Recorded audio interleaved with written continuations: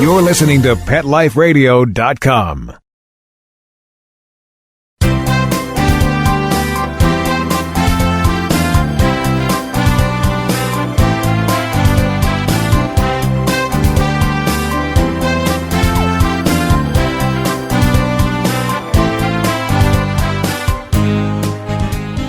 Well, good afternoon, and welcome to Ask the Vets with Dr. Jeff here on Pet Life Radio.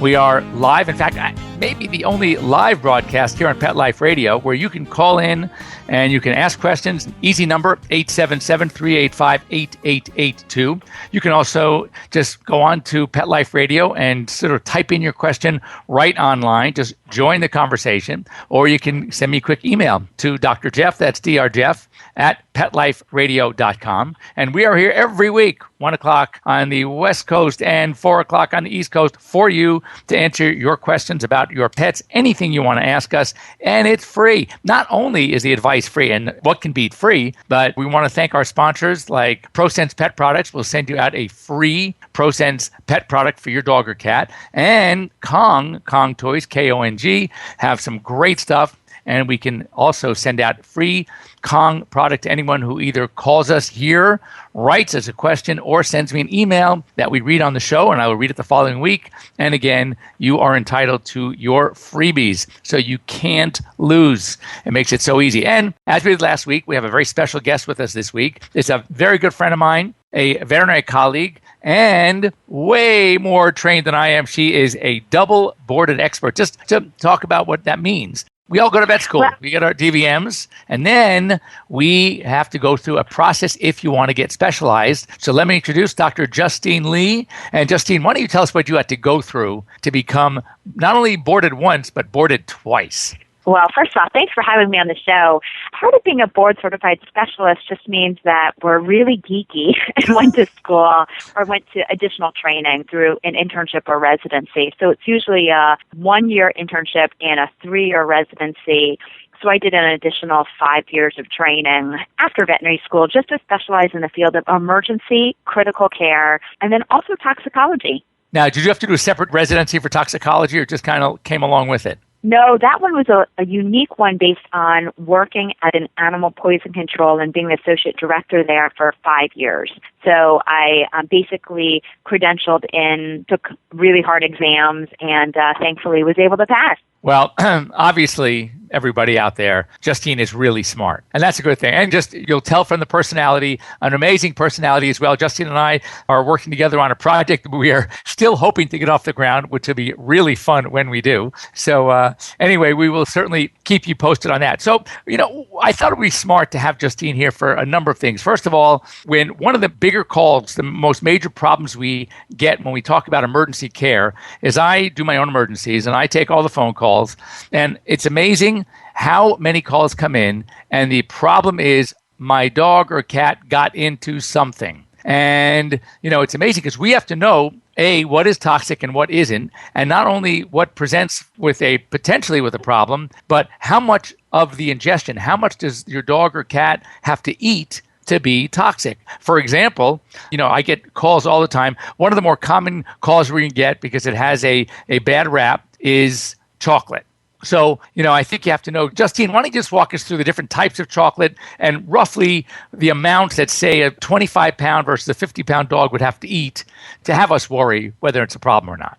Well, first of all, when it comes to chocolate, remember, the darker and the more bitter the chocolate, the more poisonous it is.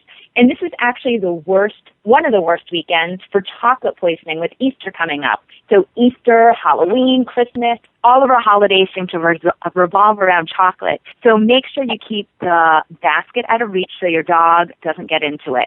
With white chocolate honestly barely has any real chocolate in it.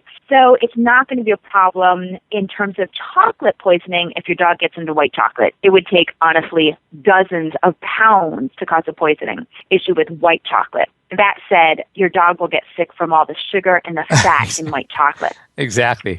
So when it comes to dark chocolate, again, baker's chocolate, even 1 ounce can poison a 30 to 40 pound dog. So you want to be really careful. So most of the milk chocolates that people have, for example, something in the Easter basket, depending on the size of the dog, 1 or 2 Snickers, 1 or 2 little chocolate eggs aren't going to be a big deal regardless of the size of the dog. But again, it's really dependent on the size of the dog. And how about things like when they say, my dog ate my chocolate cupcake? Oh, great question. So baked goods very rarely have enough chocolate, and the poisoning concern is theobromine, which is a methylxanthine. And again, it's not poisonous to us because we don't usually ingest enough, but there's very, very little true theobromine or true chocolate in baked goods. So again, if your dog gets into a significant amount, even like a tray of brownies, if you actually look on the ingredients, cocoa, it's pretty low in the ingredient list. So thankfully, not going to be a big deal. And so in other words, they probably get sick from pancreatitis or something before the chocolate toxicity by eating all the fat and whatever in the baked goods. Now, here's another one. We have years ago, and again, when I think back, what I used to play with my dogs, I have Labradors, and Labradors love to catch. So I would often, the favorite thing for them to jump up and catch, and for me to throw at them, were grapes. And all of a sudden, a few years back, whatever, we start hearing about the toxicity of raisins and grapes. Clearly, none of my labs either ate enough or had whatever it was in them that made these grapes toxic. What exactly is the problem, and why is it that some dogs seem to be fine and others not? And just how toxic would, for example, a single raisin be to a dog who is sensitized? Great question. So, I also used to pill my childhood dog his prednisone, his medication, in a grape every single day of his life.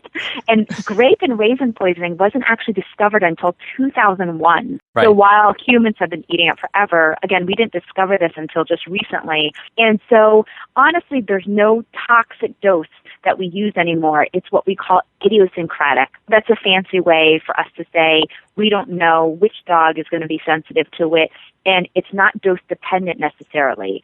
So some dogs can eat just a couple of ounces of grapes and go into kidney failure. Some dogs can have grapes or raisins every single day of their life and never have a problem from it. So my general rule is if your dog eats 1 or 2 raisins, 1 or 2 grapes, or even eats a cookie, like an oatmeal raisin cookie, it's probably not going to be a big deal. But my general rule is if it's more than a handful, it's going to be a problem, especially if you have a small dog. So when in doubt, always call your veterinarian first because they can give you advice of how to induce vomiting at home, so there's not going to be any chance of any poisoning to begin with. Now, also another one, there are a lot of plants and things that are out there that people think are toxic. Some of them are a bit overplayed. For example, poinsettia, I think you'd have to eat a bushel to have a problem, or if it's even toxic at all. But there is one plant. Well, first of all, we know there's a plant that really affects cats very, very significantly, and that's lilies, certain lilies anyway. And even so much is it's true that even the water that the plants are sitting in, if the cat drinks that water, that can be very toxic to them, correct? That's right. In fact, I hate lily poisoning because my own sister's cat died from it. It died of kidney failure, and it was a kitten that I had given her. And so the frustrating thing was her housemate's boyfriend had sent a bouquet of flowers, and she just had no idea they were poisonous. So this time of the year, we see a huge spike in emergency rooms of Easter lily poisoning. And again, we don't know the exact poison. It still hasn't been chemically identified, but we know it's water soluble. So 1 or 2 leaves, even the pollen, and like you said, a cat just drinking out of the water out of the vase can cause severe acute kidney failure. Thankfully, the sooner you recognize it, the sooner and less expensively we can treat it. But most cats need to be hospitalized for at least 2 days so we can make sure that they don't go into life-threatening kidney failure from it. Now, also, one thing that everyone out there needs to know is that there's a lot of really great, as I said, the internet is a great source of information, but it's also a great source of misinformation. And so it's a good thing if you want to get some background info going on to the internet, but ultimately you need to talk to your veterinarian.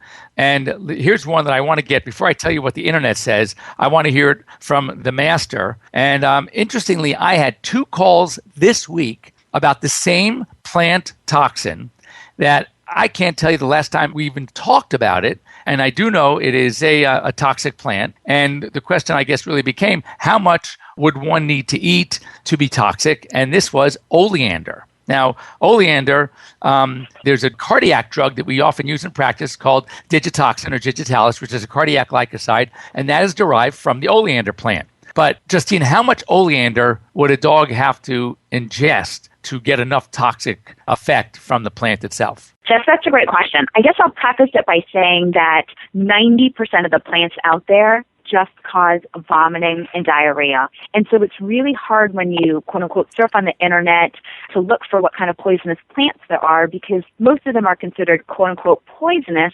But thankfully, most dogs and cats don't ingest enough for it to be an issue. There's really only 1 or 2 plants that will kill either a dog or a cat.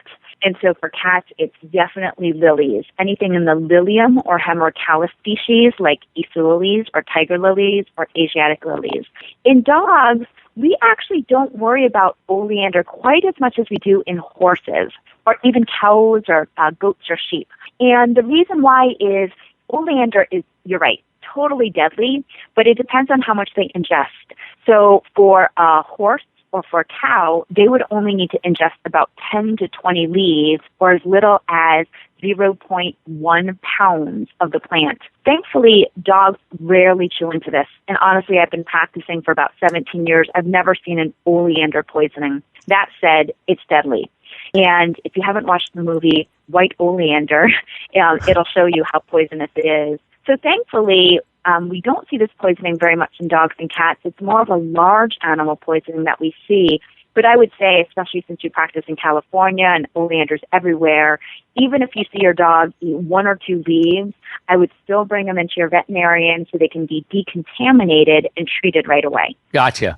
So, I think that I got a call and the client was concerned. The dog was a 70-pound dog and possibly ate 8 leaves. And the internet, basically said, "Oh my God, you're gonna have a dead dog. You got to rush him in." I was not as worried. So you might want to check with your veterinarian first. Now, how about Dieffenbachia? Great question. Dieffenbachia is commonly known as philodendron, and it's a really common houseplant because it's really hard to kill. So It barely needs any light, barely needs any water. So it's really common in offices and homes. And it usually grows as a vine. Dieffenbachia is what we call an insoluble calcium oxalate. And this is where I see a lot of wrong information on the internet. It is not a soluble oxalate. It does not cause kidney failure. So an insoluble calcium oxalate, honestly, it just causes intense foaming of the mouth.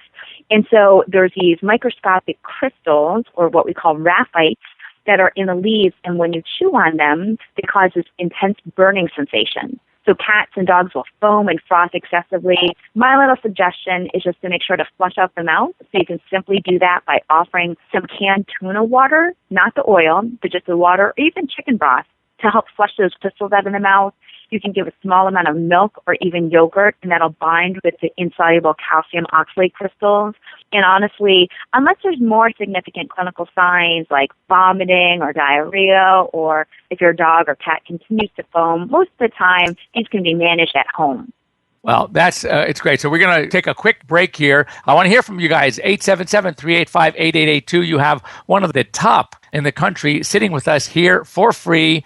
We'll give you advice. So make sure to give us a call. Send us a quick text on internet. Just go on to PetLifeRadio.com, or you can send me a quick email to Dr. Jeff, drjeff @PetLifeRadio.com. And we will be back after this brief word from our sponsors. We'll be right back, right after these messages. Stay tuned. Dyson. The new Dyson Animal Vacs are powerful bagless upright vacuums for homes with pets. Air muscle and radio root cyclone technology generates the strongest suction power to powerfully remove dust, dirt, and pet hair from the home or car. To order your Dyson Animal Vac, go to PetLifeRadio.com/Dyson. PetLifeRadio.com/Dyson to order your Dyson Animal Vac today. Dyson. Music to your ears. I'm not much of a reader, but I do wish I were more well-read.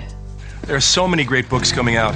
I wish I could find a way to keep up. Audible.com makes it easy to stay well informed and catch up on your reading simply by listening. Audiobooks from Audible turn downtime into uptime.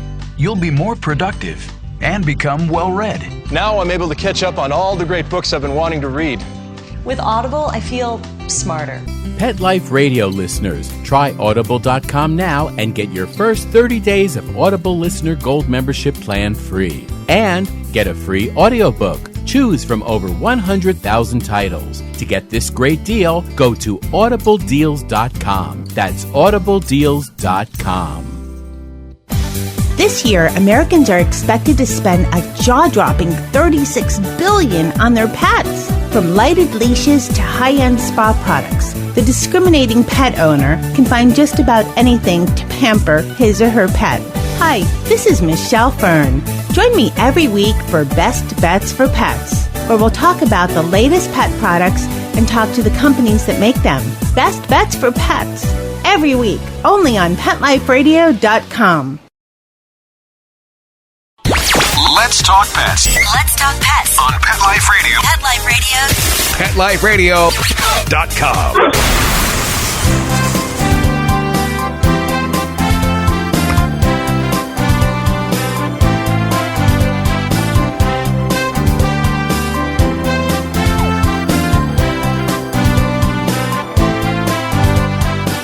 And I want to welcome you back. You are here live with Dr. Jeff Werber on Ask the Vets with Dr. Jeff here on Pet Life Radio. And we have a very special guest with us today, and that is Dr. Justine Lee, who is double boarded. That means she is very, very knowledgeable. The two areas, emergency medicine, critical care, and toxicology. And that's poisons. And, you know, interesting, before the show, we were just talking about different things that our dogs like to do. And I have lots of animals. I have 13. And one of my Labradors, I have 2. And this is, I mean, he's now 13. And he doesn't jump up for many things, but he still jumps up for this one. And that is that it sounds kind of gross. So I can see you saying it. They go, oh my God, this guy's too much. But when I brush my teeth, you know, we have that extra toothpaste stuff. And we were talking about minty flavors, how some products with mint some animals like and some animals don't like. Well, this Labrador, he will jump up, put his front paws right on the sink. And he, instead of me spitting out this stuff, you know, the foam from the toothpaste, he wants to lick it right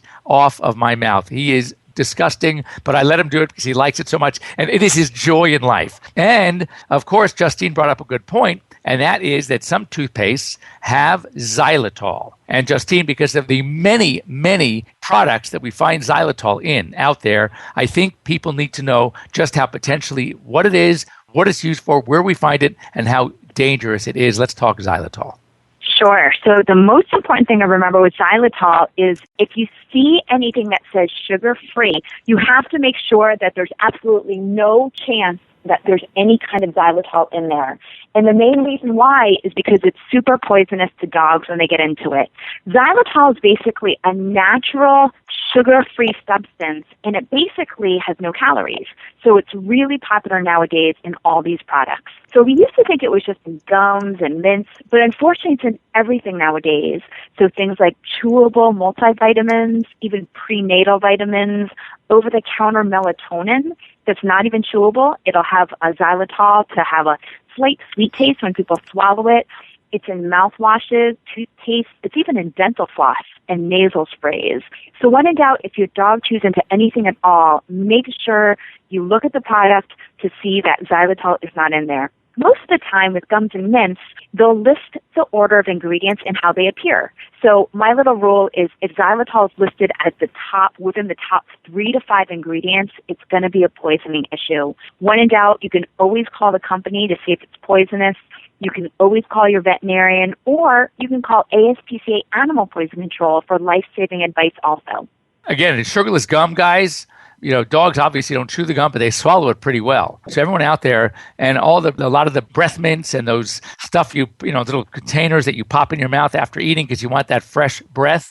Dogs like that stuff. As I said, my dog loves minty stuff. So we got to be very careful that we avoid the xylitol. Anything else with Easter? Anything else, Justine, that you want to tell us other than we talked about chocolate, we talked about some of the plants. What are some of the other dangers that you expect phone calls come this next weekend? Well, I would say, even though most people don't think about it, it's actually the Easter grass in an Easter basket.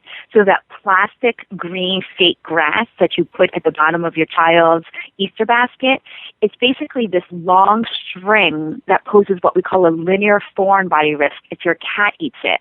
So cats like to chew on long things because they're curious, the ribbon, yarn, string, Easter grass. And what can happen is it gets stuck in the stomach, and as the stomach or the intestines contract, it can actually stall through the intestines and cause really severe infections of the abdomen. So if you have a cat in the house or even a dog, absolutely no Easter grass in the basket. And also, one thing I should mention, speaking of linear foreign bodies, we call string foreign bodies. And Justine mentioned just a second ago with xylitol that, believe it or not, some dental flosses have xylitol because you want that sweet kind of taste. So what do? Often you take your piece of dental floss and you use it and then you toss it in the bathroom trash, which often is not covered. Cats will love to play with string. They just really do. That's the old, you can think of the cat with the old ball of yarn and batting the yarn around. I mean, yes, it's adorable. But when they try to eat this stuff, and then the one part of the string gets stuck somewhere in the stomach or sometimes around the base of the tongue, so it can't go anymore, but the other end of the string is coursing through the intestine. And that causes a terrible problem because then as the string cannot be passed because it's stuck on something, as I said, often the base of the tongue, it has almost like what we call a piano wire effect. And it starts sawing through the intestine. And it is a major, major problem. Often surgical, it can actually be deadly because once you have a tear in the intestine, that sets up what we call a peritonitis, and it can be really dangerous. So that's another product you want to be aware of is dental floss or anything that you throw away in the garbage that is stringy, the ties from a newspaper, anything, any ribbons. Make sure that your cats don't have access to those. Absolutely. In fact, I say flush it to be on the safe side. Absolutely. One of the things also we talked about, and I was talking to a client the other day. We were planning her puppy's schedule on when to spay her dog. And one of the points I made, it was a large breed dog, was that to consider, and again, we had some time for her to think about it, that many of us now are recommending that when we spay a female, especially because you're already inside the abdomen, if it's a large breed, deep-chested dog, we are recommending tacking the stomach to the body wall while we're in the surgery to prevent a deadly condition that is very possible potential later on in life called GDV or gastric dilatation volvulus, or it's a bloat. What do you guys think about that, Justine? I think that's so important. So when we, quote unquote, staple or tack down the stomach, we're basically surgically just repositioning the stomach and actually suturing or stitching it to the body wall so it can't rotate. And this is a must-do if you have a standard poodle, German Shepherd, a Great Dane, or one of these breeds that has a really deep chest. I'll even do it in bassets also. Mm-hmm. So this, in my opinion, especially when we're spaying a female dog, we know we're going to go into the abdomen. I think it's really important to do because it could prevent a really expensive surgery down the line or something that's deadly. So absolutely, I totally agree with you, Dr. Jeff. It's a way to go for a large breed dog.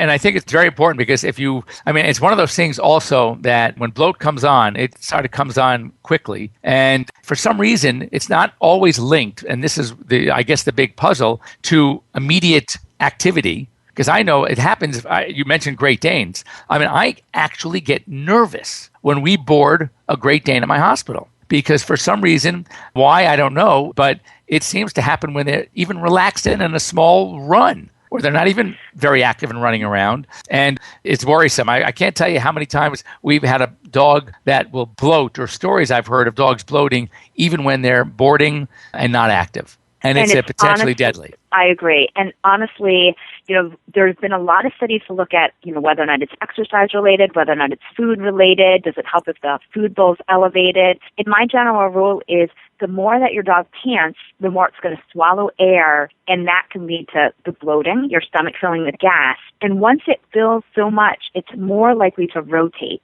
And so when in doubt, I always try to be on the safe side and potentially soak the kibble a little bit so it doesn't expand rapidly, or feed in those bowls where it takes your dog a longer time to eat, especially if your dog wolfs down food right away. I usually try to avoid exercise, 15, 20 minutes before or immediately after eating to prevent it. And again, preventative gastropexy at the time of the stay is one of the most important things that you can do.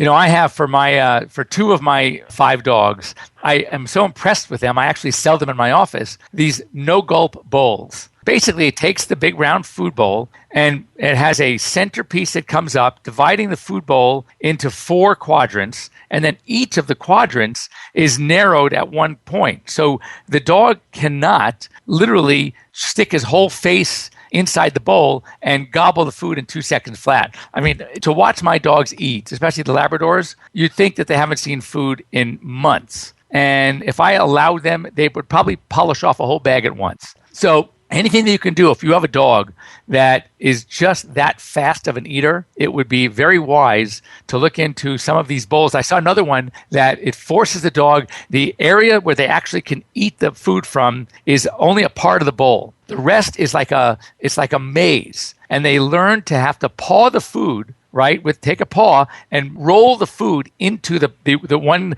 area that's large enough for them to put their snout into. So instead of gobbling the food in 4 seconds, it takes them about 15 minutes to polish off their food. And once they learn how to do it, it's really cool. I haven't used it yet, but I saw a little video about it, and I thought that is really clever because it really slows the dogs down, and it keeps them occupied for at least 15 minutes while they're trying to gobble their food down. So I thought that was a great idea.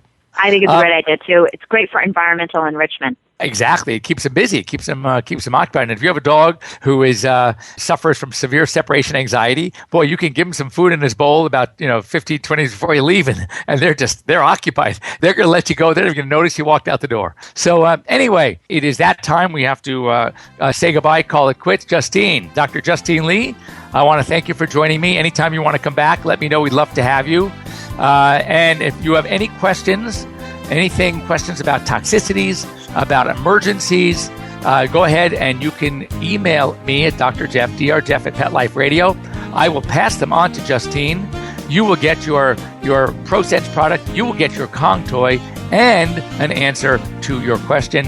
Isn't life grand? What could be worse? What could be better, I should say. Nothing could be better. So we'll see you back here next week here on Ask the Vets with Dr. Jeff on Pet Life Radio. And once again, Justine, thanks for joining us. Thanks for having me on the show, Jeff. Let's Talk Pets, every week on demand, only on PetLifeRadio.com.